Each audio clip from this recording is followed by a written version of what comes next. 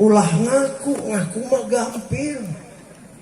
Ibu ngaku nih ke tetangga, saya mah istri yang baik, saya mah istri yang solehah, saya mah nurut, taat sama suami. Itu kan kata ibu. Yang paling benar gimana? Ibu nanya sama suami, wahai suamiku, sudahkah aku menjadi perempuan yang menghibur dirimu? Bu,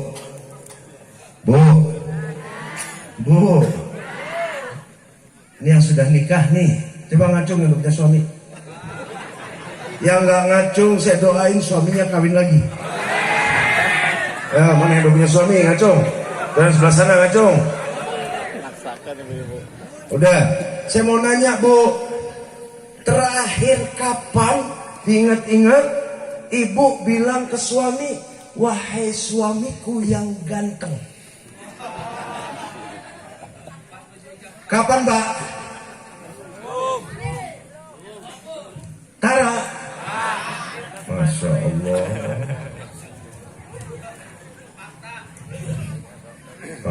Anu di pojok tak fakta. Jadi kalau mau tuh jangan ngaku. Ngaku tuh gampang. Yang susah itu di aku.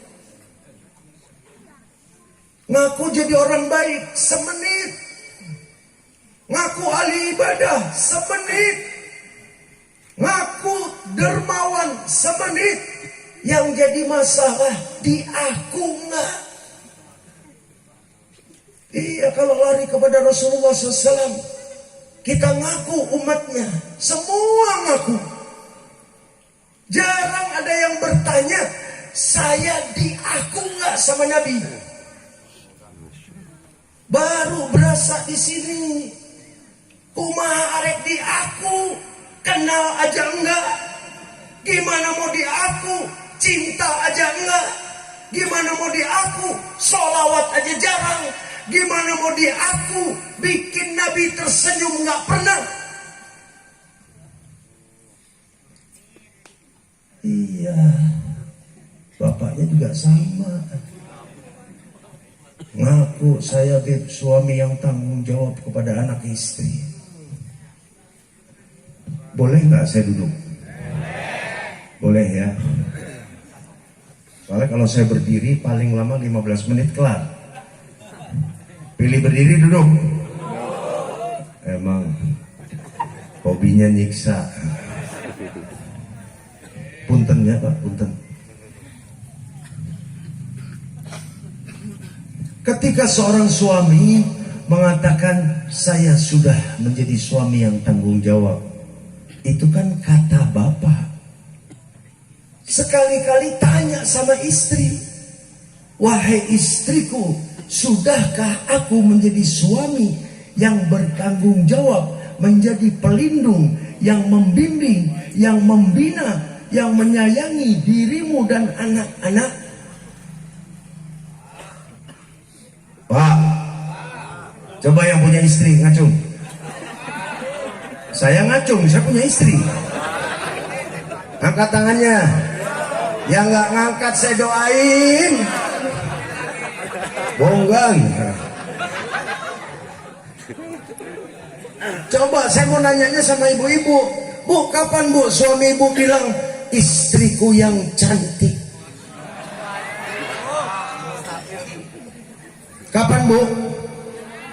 Pengantin baru?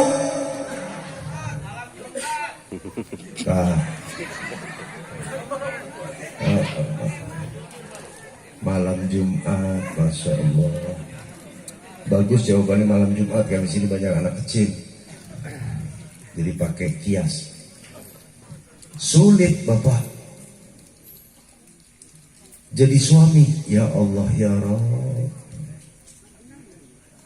Kebanyakan orang taunya jadi suami tanggung jawab memberi nafkah lahir wabatin. Udah paham belum?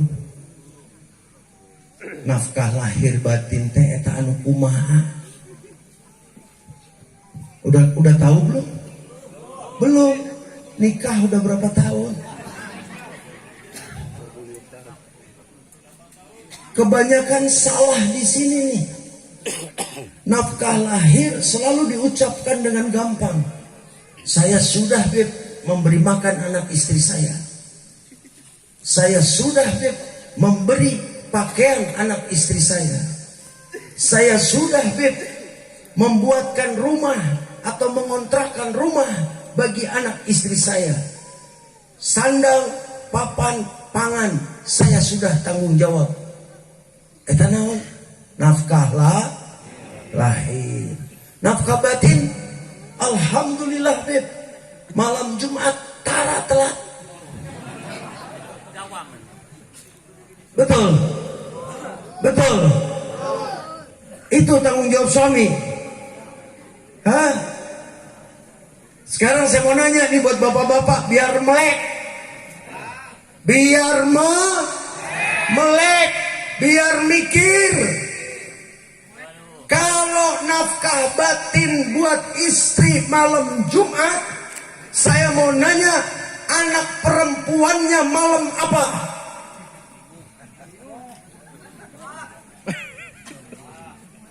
Mulai tengah bulan. Kan anak istri wajib dinafkahi lahir batin. Anak dikasih makan, istri dikasih makan. Anak dibeliin pakaian, istri dibeliin pakaian. Anak tinggal di rumah, istri tinggal di rumah. Nafkah lahir, anak istri dapat semua, sama. Lalu nafkah batin, katanya malam Jumat buat istri. Saya tanya, anak perempuan malam apa? Terus anak laki malam apa?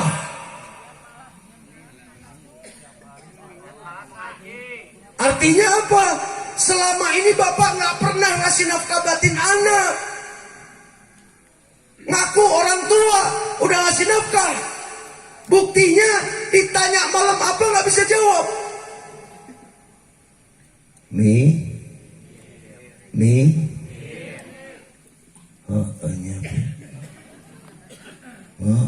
benar.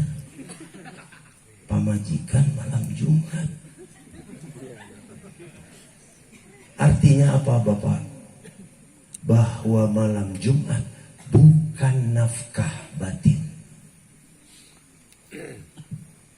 Itu tidak ada bedanya ketika istri lapar. Karena lapar itu rasa. Kenyang rasa. Senang rasa. Haus rasa. Istri lapar, Bapak ngasih makanan, rasa laparnya hilang, jadi kenyang. Malam Jumat, istri lapar, Bapak datang, laparnya hilang, istri jadi kenyang. Itu nafkah lahir. Siapa yang sudah nikah 5 tahun lebih? Nggak usah ngacung dah. Di si era. Artinya Bapak sekalian, kita sebagai suami, kebanyakan suami nggak paham nafkah batin itu apa. Hati-hati Bapak, nanti di yaumil hisab. Nih Pak, di yaumil hisab nanti paling sibuk kaum laki-laki. Anak bermaksiat, bapaknya kena. Istri maksiat, bapaknya kena. Dirinya maksiat, kena. Apalagi gak pernah dinafkahi batin. Nafkah batin bagi istri dan anak secara garis besar, suami, seorang ayah wajib mengenalkan Allah Ta'ala kepada anak istrinya, wajib mengenalkan baginda Nabi besar Muhammad Sallallahu Alaihi Wasallam kepada anak dan istrinya. Suami wajib mengenalkan agama kepada anak dan istrinya. Suami wajib mengenalkan akhlak wa adab kepada anak dan istrinya. Itu nafkah batin.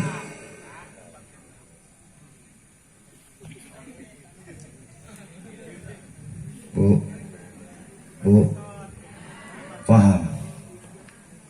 Terus bangga punya suami kayak model sekarang ini? Bu, yang ibu mintain tiap hari apa? Duit. Di sini ada nggak Pak? Saya nanya ke bapaknya aja dah. Ibunya soalnya malu-malu jawab. Yang punya istri, pernah nggak istrinya datang ke bapak? Wahai suamiku, tolong ajari aku membaca surat Al-Fatihah. Ayah pamajikan anu gitu Pak?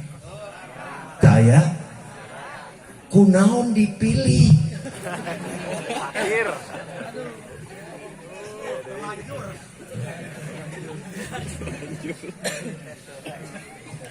Lanjut mah berarti apes. Bu, nih saya harus tengok ini, tengok sana kan di sini ada ibu-ibu, di sana ada ibu-ibu. Bu, ibu pernah nggak Bu dipanggil sama suami? Wahai istriku yang cantik, datanglah ke sini. Baca surat Al-Fatihah. Saya suamimu pengen tahu salah enggak? Tos can Bu? Hah? Tajan? Eta caroge merek nao. Bu, aya nu kitu Bu caroge? Taya? Masya Allah, aku naon dipilih Bu. Artinya apa Pak? Artinya bapak bilang cinta sama istri, tapi sesungguhnya bapak membiarkan istrinya. Di dalam ketidaktahuan, bayangkan kalau istri salah membaca surat Al-Fatihah, sedangkan surat itu wajib dibaca di dalam sholat. Bacanya salah, terus sholatnya gimana? Salah. Kenapa? Hati-hati. Setan saja ngasih jebakan di surat itu. Dalam satu kitab pernah saya baca, setan memberi nama anaknya yang diselipkan di antara kata di dalam surat Al-Fatihah. Ada 7 atau 8 nama anak setan.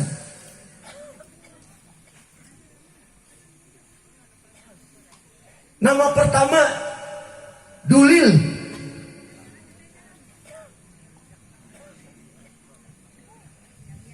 Karena bacanya tuh harus ada jeda sedikit. Bismillahirrahmanirrahim. Alhamdulillahi. Banyak yang baca Alhamdulillah.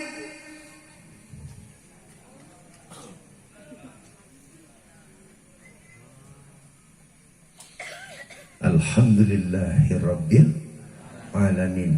Anak setan yang kedua namanya Bi'a. Di Ar-Rahman Ar-Rahim nggak berani setan. Maliki Yaumiddin.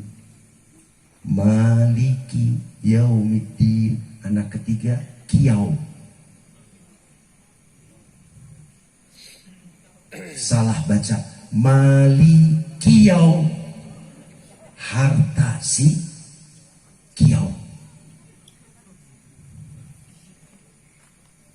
Anak keempat Kanak. Anak kelima Kanas. Anak ketujuh dan seterusnya. Siapa yang tanggung jawab kalau istri salah baca? Bukannya membaca benar, malah manggilin anak setan. Siapa yang kena? Suami. Enak Pak jadi suami? Nggak main-main. Bu,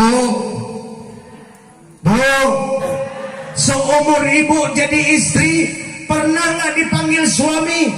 Wahai istriku, sini, aku ingin lihat seperti apa wudumu, benar atau salah. Pernah, Bu? Nggak pernah. Masya Allah.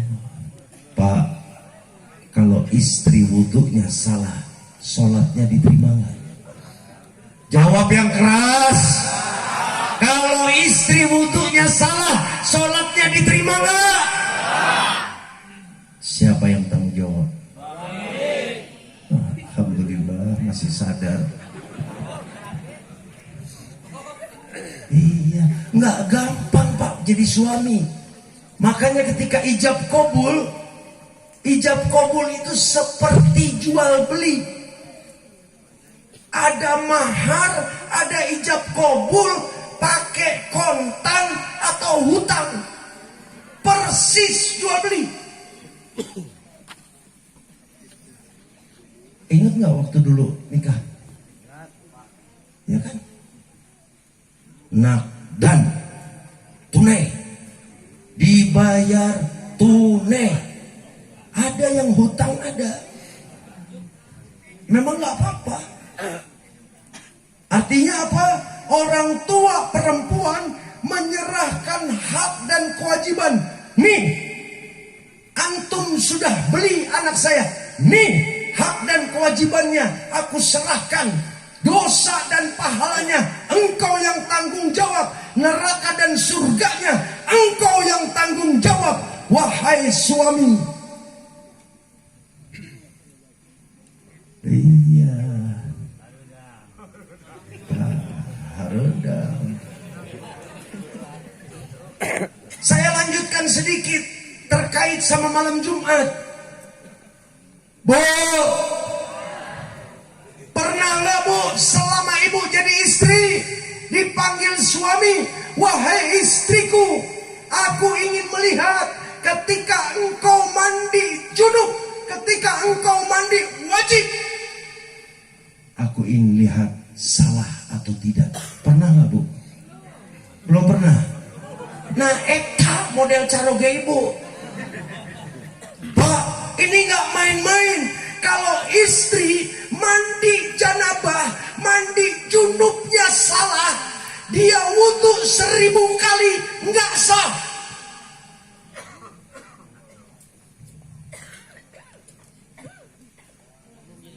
Siapa yang tanggung jawab? Mi.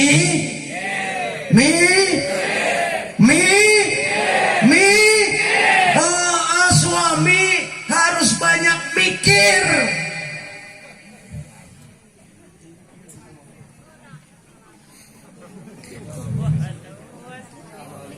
Yang ibunya juga aneh. Yang diminta duit deui, acis deui, duit deui. Ini akhirnya Pak Lurah punten ya, bubar acara, ya berantem nih di rumah masing-masing. Ulahnya ya kan ilmu. Jadi yang suami sadar, ya Allah, selama ini saya jadi suami ternyata. Yang istrinya juga gitu, ya Allah, selama ini saya jadi istri ternyata. Bu, yang bisa jawab, saya kasih hadiah 200.000 cash.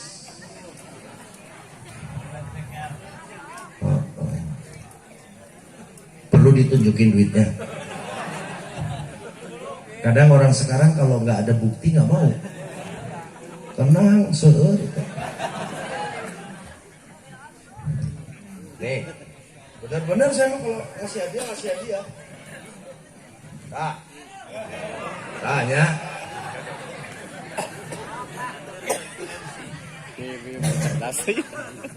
Ini pertanyaan buat ibu-ibu. Siapa yang tahu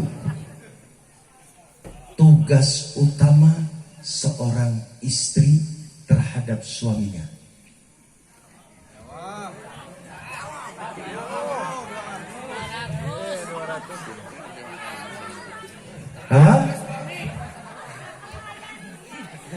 Melayani suami kurang tepat. Bu, ibu suka melayani suami. Tugas utama melayani itu bagian dari tugas yang lain. Tugas utama seorang istri apa? Mendampingi. Salah.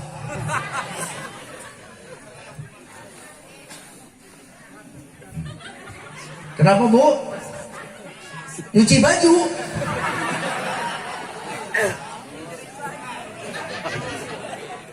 Tenang, Bu, ini kan kayaknya para suami pada ngetawain gitu ya, Bu ya. Nih sekarang saya ganti 200.000 buat para suami. Tugas utama seorang istrimu apa? Hah? Salah. Hah? Hah? Mencari ilmu. Teman santri. Ada yang tahu?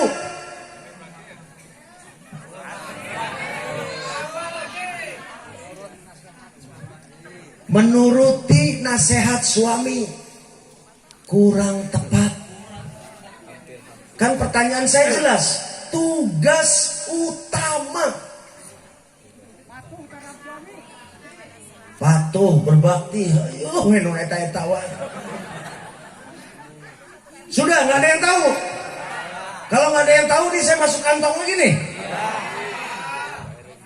Tugas utama seorang istri terhadap suaminya menjadi penghibur.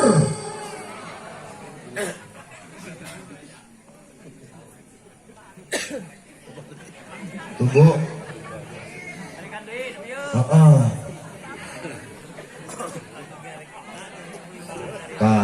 Abdi ge arek eta. Arek acisna lain arek jawabanna. Menghibur itu melayani, Bu. Yang tadi jawab melayani belum tentu menghibur. Ibu melayani tapi dengan wajah cemberut, itu bukan menghibur. Yang tadi bilang taat patuh, patuh mah patuh, taat mah taat, tapi muka ditekuk.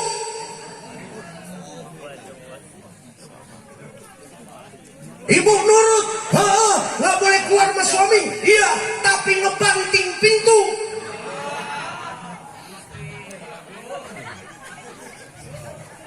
Harus cerita.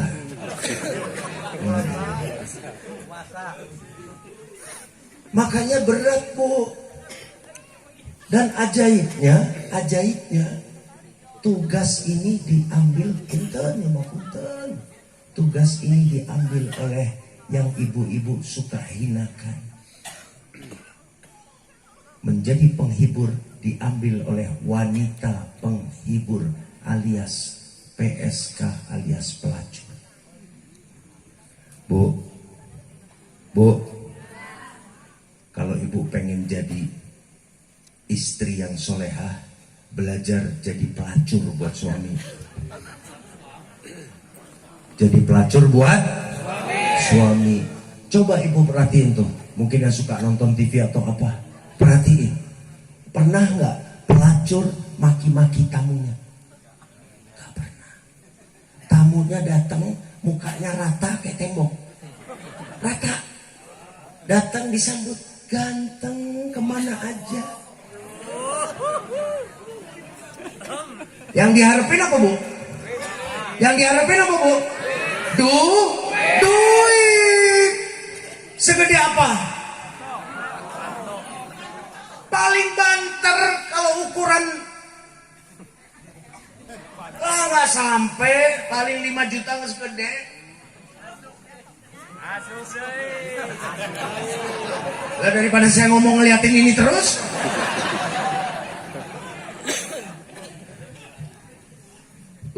Tuh, Bu. Ibu mau lihat di sinetron pelacur gimana? Tamunya nggak mandi sebulan. Pelacurnya dandan cantik wangi. Datang tamunya belum mandi sebulan, dipeluk.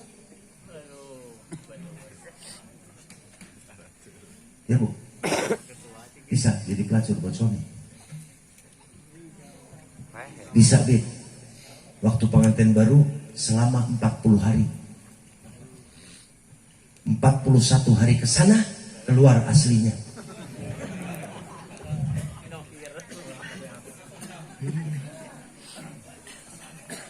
Yang diharapkan sama pelacur apa? Saya tahu yang dibatin ibu-ibu. Iyalah Beb, dia mau begitu kan dibayar.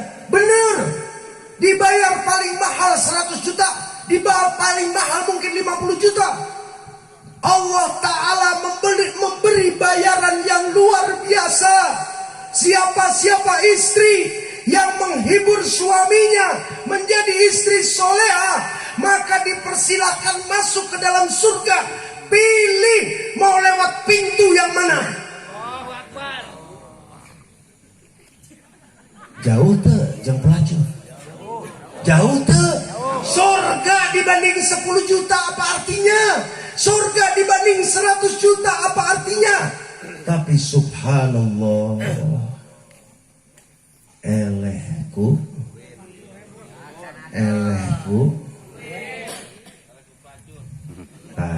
maksudnya itu. Jadi jangan bicara, oh pelacur kan dia ngarepin duit. Ibu bukan lagi duit, surga dikasih. Suruh dandan di depan suami setiap hari, nggak mau. Wangi berhadapan sama suami, nggak mau. Senyum bibirnya kepada suami dalam keadaan apapun, nggak mau. Memuji suami mungkin 10 tahun sekali. Beb, kok enak bener Beb jadi suami? Kata siapa Bu? Saya kalau boleh milih, masuk lagi ke rahim ibu saya, terus disuruh milih, mau jadi laki mau jadi perempuan, saya milih jadi perempuan aja. Kenapa? Jadi perempuan gampang masuk surga. Jadi laki ribet. Tadi urusan nafkah batin aja udah pada ngahuleng. Nanti siksa, hisab, ya Allah para suami nanti. Mudah-mudahan masyarakat di sini setelah mendengar ini berubah. Lalu gimana Beb? Saya kan pengetahuan agama saya nggak bisa. Saya dulu nggak pesantren. Terus gimana tanggung jawab saya? Makanya ngaji, datang ke kiai, datang ke ustadz, cerewet sama kiai, cerewet sama ustadz. Wahai ustadz, wahai kiai, ajari aku, karena aku bertanggung jawab kepada anak dan istriku.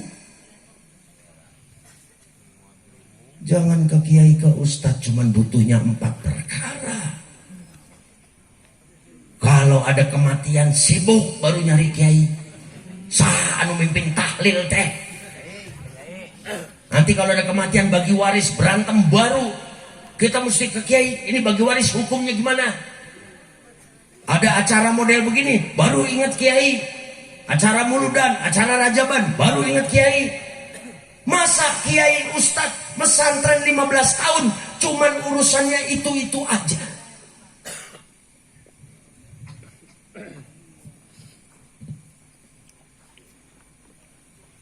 Halo, kunaon teh? Mi